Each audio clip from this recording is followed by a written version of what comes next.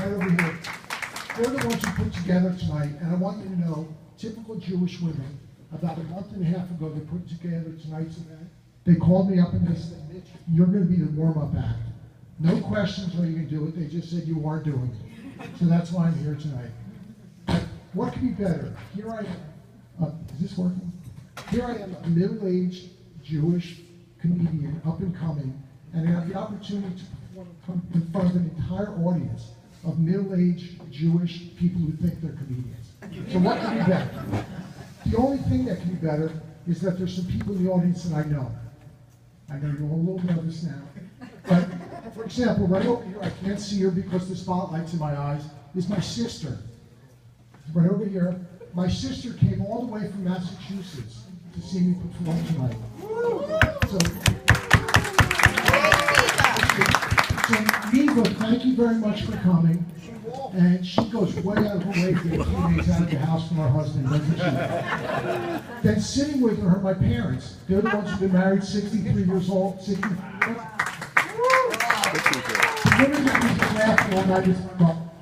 But my sister is, and she's going to know where I'm going. Fix the mic, stop playing with the My sister is 11 months older than me.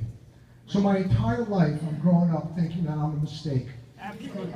Just recently, my father, who's sitting right next to her, who knows where I'm going with this, said, you shouldn't feel that bad. You weren't a mistake.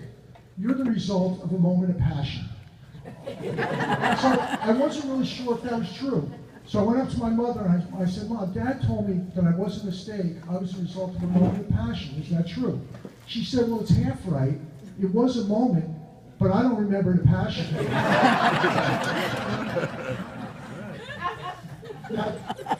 She liked that one. There's somebody else who was going to be here tonight, but it's his birthday. You probably all know him from Federation. He's a past president, and he said I can talk about him a little. There is another past president here tonight who said I couldn't talk about him. He's sitting right over there, so I'm not going to say There's Roy and Brenda, I had some great stuff to say about them, but they said no. But there's another past president of Federation that I have a lot to say about, and he said it was okay. Do all of you know Lee Livingston? Yeah. Lee Livingston, okay. Well, Lee Livingston, if you know who you know, he never smiles. Now, I'm one of the few people who ever got Lee to smile. And I have a picture to prove it that I'm going to show you. But it was on a Federation mission to Israel.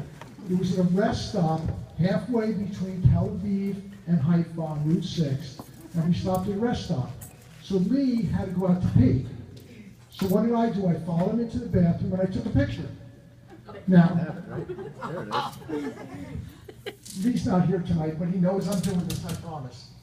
So, here we go. I might be in that picture. This is Lee. You see the smile on his face? Now, that's relief. This is a fundraiser. So the deal I have with Lee is that at the end of the night, we're going to auction off this picture, starting at $100, and he's promised me that whoever buys it, he's going to match that amount and make a contribution to Federation. So at the end of the night, please feel free to come up to buy this picture. And he does know all about it, I promise. So what is it that parents, Jewish parents, want to do? What's the most important thing in their life? It's to instill Jewish values in the children, right? That's the most important thing that Jewish parents do. So as a guy, let me tell you how it starts, for me at least. You know, I was a week old, and what happens? My parents invite everybody in the community to their house so they can introduce me to the community. So I'm laying in my crib, and I'm all bundled up in this nice warm blanket, I'm laying there, and everybody's walking by the crib and saying, oh, he's so cute, what a gorgeous little boy. Then the next thing I know, my grandfather comes in, picks me up, carries me into the dining room, moves the chopped liver to the side of the table, puts me down, takes off my diaper, spreads my legs, and pours wine in my mouth. The next thing that happens is a man with a white beard walks in, takes out a long razor, and he cuts 90% of my manhood off. I didn't understand it until just recently why, whenever somebody offers me a drink, the first thing I do is...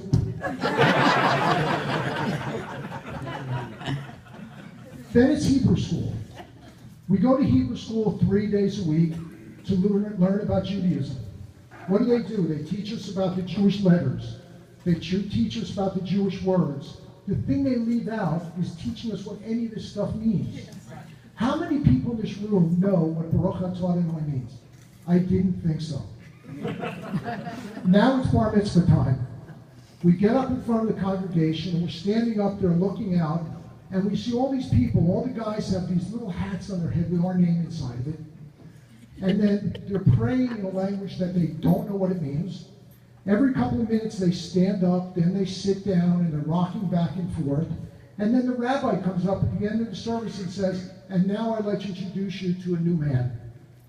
I don't know about you guys, but I didn't become a man until 6 years later in my parents' car on the corner of Amherst Street and Parker Avenue in Hollywood. Is that where it happened? Boy, you said I can't talk about you guys, so you can't talk. I'm going there. Just asking a question. I'll go there in a second if you don't want to. Do you want to hear about Roy and Brenda? All right. Sorry, Brenda. All right. Roy and Brenda live a couple houses away from me. I've known them forever. One of the things they have is you said it's okay, they have a very special tradition. Every Friday night they welcome in Shabbat by making love. They'll tell you about it. Now, I have to keep in mind, Brenda and Roy have been going out since high school. So their intimacy started in the back seat of a car back in high school, and it's continued on until today. So the question is, how do I know? They know how I know. Because they have above their garage door a light on a motion detector. Every Friday night when the sun goes down, the light, as the car's going up and down, the light is flicking on and off into my kitchen window. It's true. All right, so I got to go back. We're going to fix the light, don't worry. Let me go back to instilling Jewish values in us. I passed I told you about the bar mitzvah, right? Okay. Now it's marriage. I've been married to the love of my life, my best friend for over 30 years. She's sitting over here somewhere. She says she supports me anything I do. Whatever you do, I support you, but there's one rule. I'll support you in trying stand-up comedy, but if you ever mention my name, the marriage is over. So I'm not going to go there. So how do we get the values? What do? What happened with me was, they cut off my penis, they teach me a language I don't understand, they tell me I'm a man when I'm 13 years old, and then they have me marry a woman that totally dictates everything I do. So We missed that. Right, we missed it. You They got to have me repeat. marry a woman that totally dictates my life and tells me what I do. Is it working? Oh, I'm muted. Now it's working. I'm afraid. So that's what it is. So now you wonder why so many Jewish men are becoming unaffiliated. That's the story. But you all know that, for example, my wife is the immediate past president of Middlesex County Federation, right? You know that?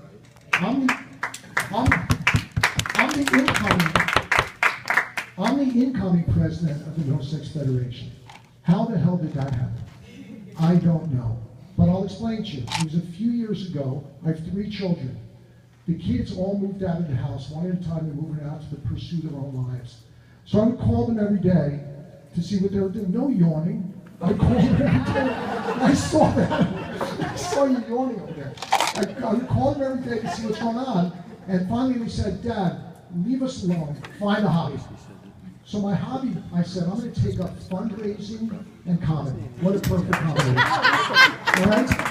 So you would know all Jews love to have fundraisers. So it just so happened at that time my synagogue was having a fundraiser, and they asked me to be the MC. So as the MC, I get up there, and one of the things I want to do is to call up the rabbi to ask him a question that I wasn't sure the answer of. As you know, when Jews pray, they rock back and forth. Another rabbi had told me that the reason they rock back and forth is because they're making love to the Lord. So I called, this is a true story, and I go to the Kitkus, so figure it out. So I say to the rabbi, is it true that this is Jews, it's making love to the Lord? So without hesitation, he looks at me and goes, absolutely, it's true, Mitch. Haven't you ever heard the expression, "Oh come, all ye faithful"?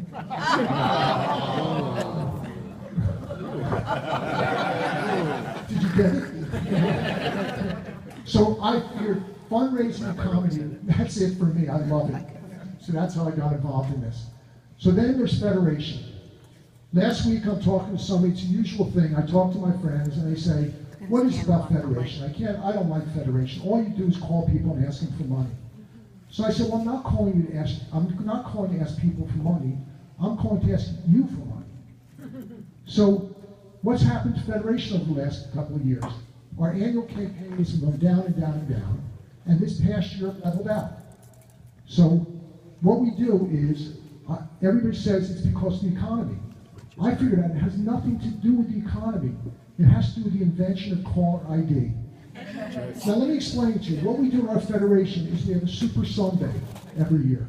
What is Super Sunday?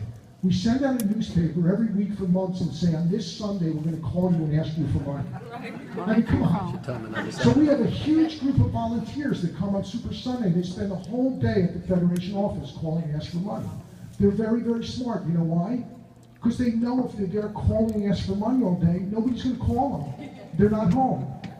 So we've come up with a couple of things called sneak attack fundraising. For example, this year, no yawning, watching, I can see.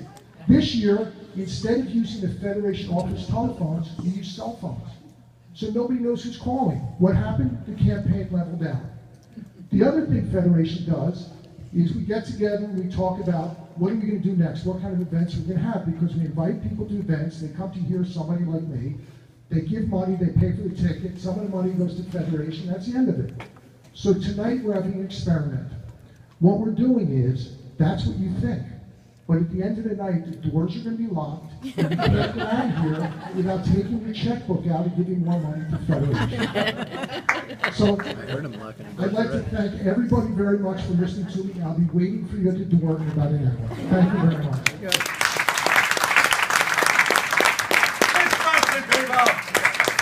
One more time for Mitch.